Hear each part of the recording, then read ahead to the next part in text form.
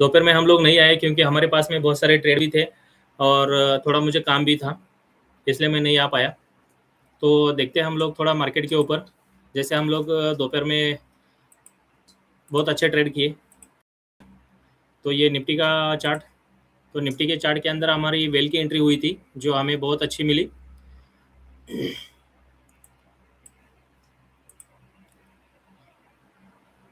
ये वेल है, ये वेल जब भी हमारा आता है तो हमें कम से कम 200-300 पॉइंट की मूवमेंट तो दे ही जाता है, 200 के ऊपर ही एक्चुअली। तो 200 पॉइंट आज ये पूरे के पूरे मिल गए।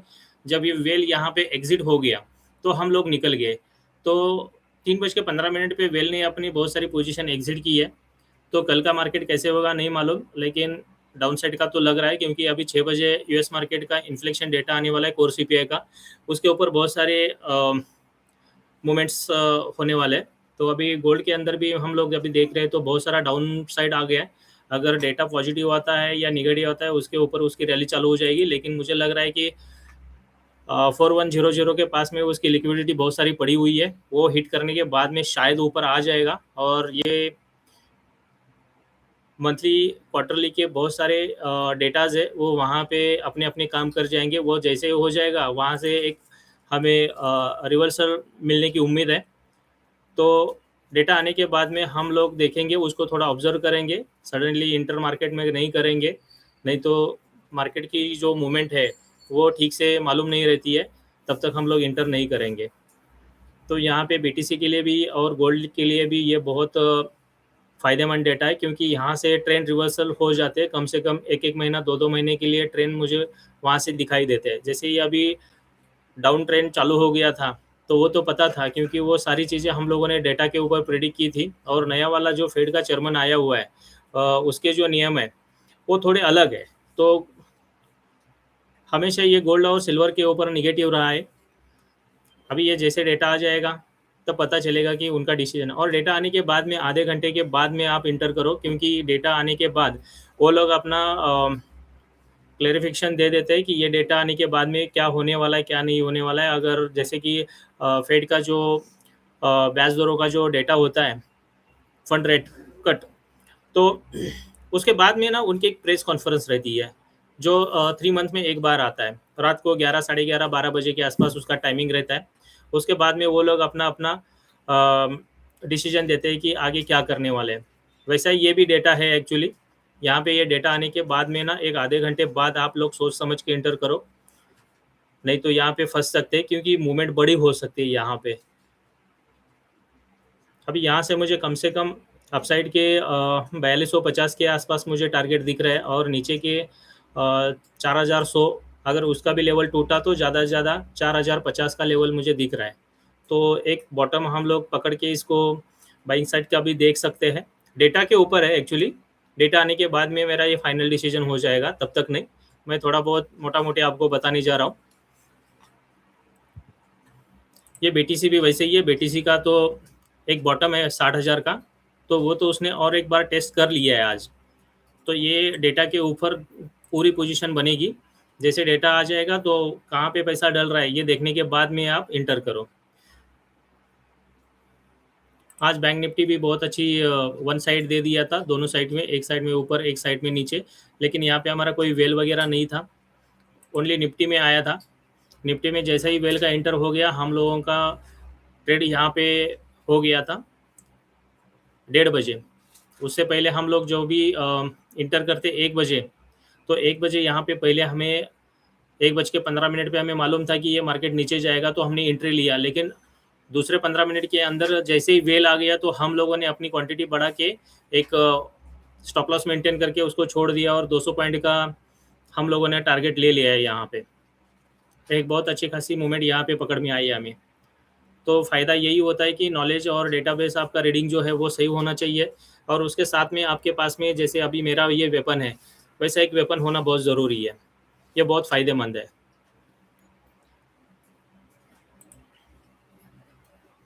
हाय राज, गुड इवनिंग आदित्य। क्योंकि मैं तो फ्लो में बातें कर रहा था एक्चुअली, वो चैटिंग की तरफ मैंने देखा ही नहीं है, सॉरी। देवेन भाई गुड मॉर्निंग। क्योंकि ये दिन के लिए मैंने महीना वेट किया है एक्चुअली, यहाँ से मेरा डिसीजन फिक्स हो जाएगा कि मेरे जुलाई महीने के अंदर मुझे क्या ट्रेड करने हैं।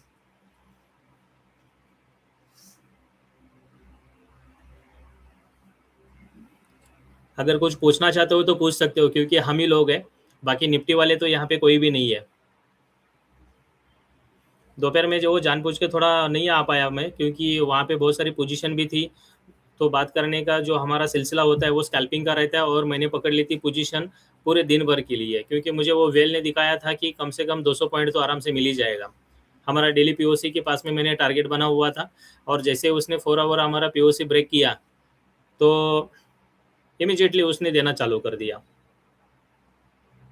मुझे तो लगता है आदित्य भाई गोल्ड ऊपर जाएगा, क्योंकि इन्फ्लेशन भी अमेरिका में बढ़ा हुआ है। अगर इन्फ्लेशन बढ़ता है तो साहजिक है कि डॉलर के ऊपर प्रेशर आ ही जाएगा। अगर डॉलर नीचे जाता है तो गोल्ड ऊपर आ जाएगा, सिंपल सी बात है। बस थोड़ा ऑब्जर्व करके लेना है।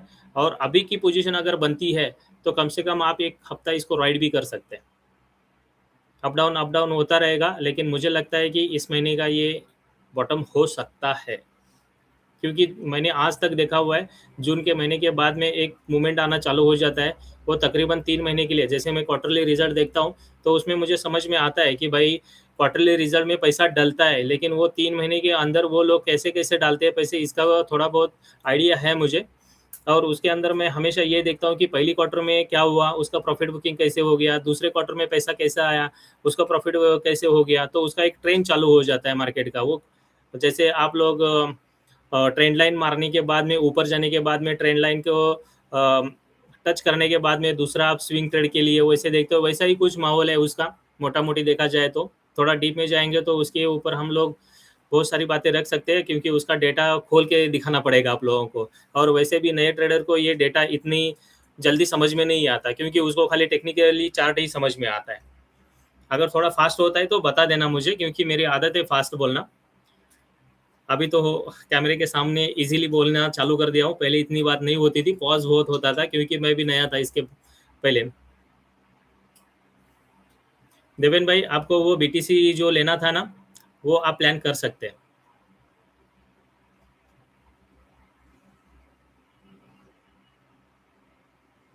थैंक यू राज। यहाँ पे क्वांटिटी छोटी होनी चाहिए। अगर बाय एंड डिप एक दो तीन बार मिल जाए तो यहाँ से हम लोगों की एक अच्छी खासी क्वांटिटी हो जाएगी।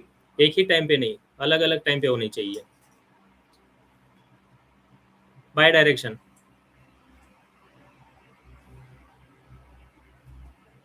अगर सस्ता मिलता है तो बाई करेंगे ना, सेल थोड़ी करेंगे सस्ते में।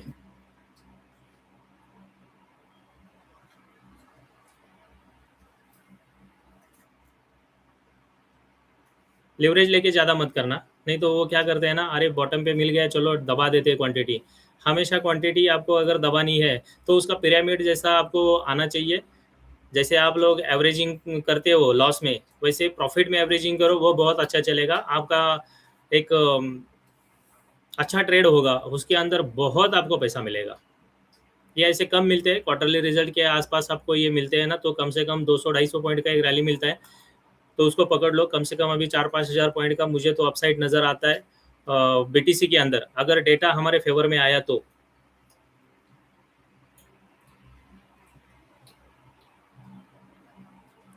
हाँ ग्रेडी, ये बहुत अच्छा सा बोल दिया आपने।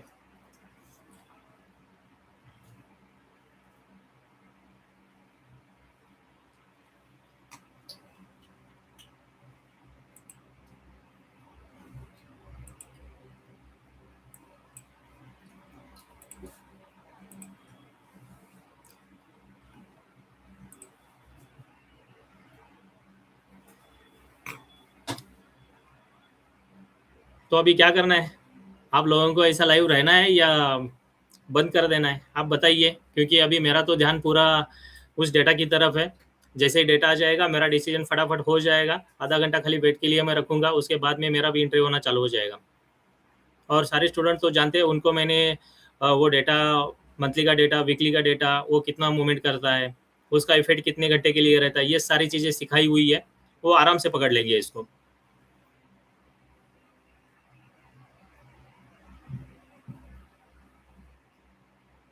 अभी लेवल नहीं देखना है, क्योंकि यहाँ पे आपको स्पीड मिलेगा, आपको एग्जैक्ट लेवल यहाँ पे नहीं मिलेगा। 1000 1500 पॉइंट का ऊपर नीचे का लेवल जो है वो कहीं पर भी हो सकता है, एग्जैक्ट लेवल नहीं मिलता बीटीसी के अंदर, क्योंकि बीटीसी एक ऐसी स्क्रिप्ट है जो मैनेजेबल है एक्चुअली, बड़े लोग बहुत मैनेज करते हैं इसको।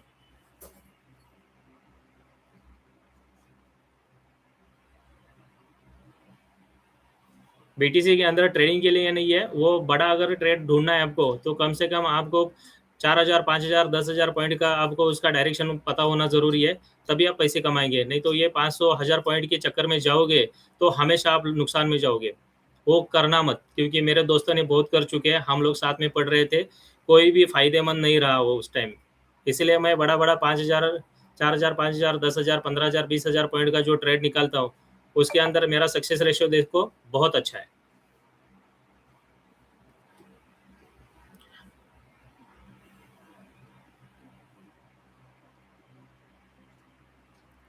तो मुझे लगता है कि थोड़ा मुझे यहाँ से अभी निकलना पड़ेगा, क्योंकि बहुत सारे अभी चार्ट मेरे सामने होती है, तो नो स्क्रीन मेरे ऑफिस में लगी हुई है, तो कैमरे के सामने बैठ के वो सारी चीज़ मैं देख नहीं पाऊँगा।